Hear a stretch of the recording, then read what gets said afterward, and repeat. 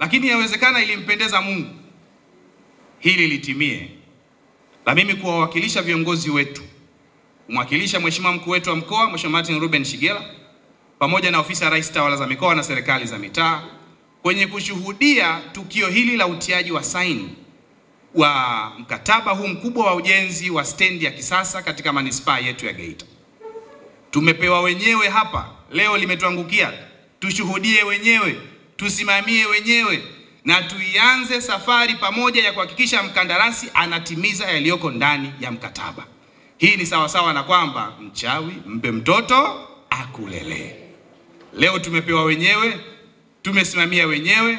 Nataka niwaahidi wana Geita, mwanzo wa hotuba yangu, kwa niaba ya serikali ya Daktari Samia Suluhu Hassan, kwa niaba ya waziri wetu ofisi ya Rais TAMISEMI mtukazi Mheshimiwa Mohamed Omari Mchengerwa, kwa niaba ya mkuu wetu wa mkoa Mheshimiwa Martin Ruben Shigela, kiongozi hodari, makini na shupavu na mfuatiliaji, kwa niaba ya viongozi hao tutasimamia kikamilifu mradi huu uanze kutekelezwa kwa wakati, ukamilike kwa wakati na ulete matokeo. Na wana Geita kwa sasa hawana maneno mengi wanayohitaji, wanahitaji kuona stendi mpya ya kisasa ikitokea katika manispaa yetu ya Geita. Ndugu zangu, mara baada ya maneno hayo ya utangulizi, naomba sasa mridhie niweze kutoa neno fupi na hatimaye tuweze kufika mwisho wa shughuli hii.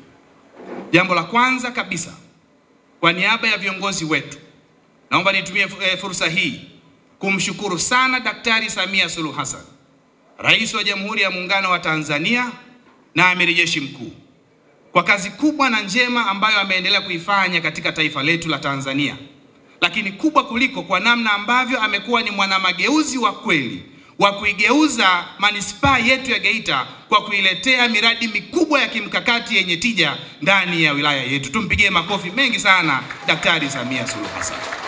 Ndugu zangu wana Geita, leo yamekuwa kilio kikubwa cha wana Geita ilikuwa ni kupata stendi ya kisasa, kilio kikubwa kabisa.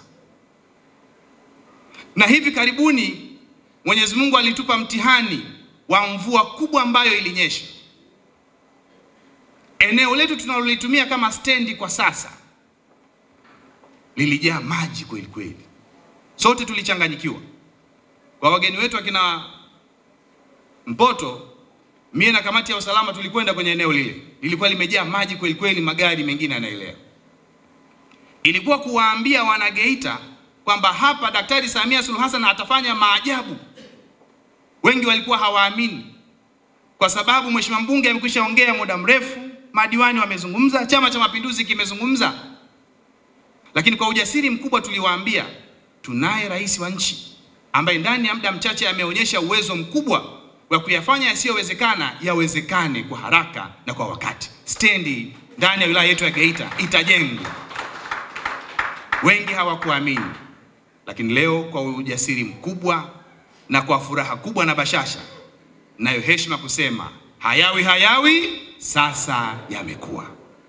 Chini ya Daktari Samia Suluhu Hassan, stendi mpya ya kisasa inajengwa na sote tumeshuhudia utiaji saini wa mkataba wa ujenzi wa stendi hiyo. Asante sana mama, asante sana Mheshimiwa Rais. Mwenyezi Mungu azidi kukupa afya njema.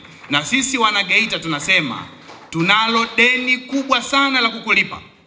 Katika uchaguzi mkuu wa mwaka 2025, kazi yetu kubwa ni kuonyesha upendo wetu katika sanduku la kura kwa kuhakikisha unaendelea tena kuwa rais wa Jamhuri ya Muungano wa Tanzania kwa miaka mingine 5 kwa kazi kubwa ulioifanyia wilaya yetu ya Geita na manispaa yetu ya Geita.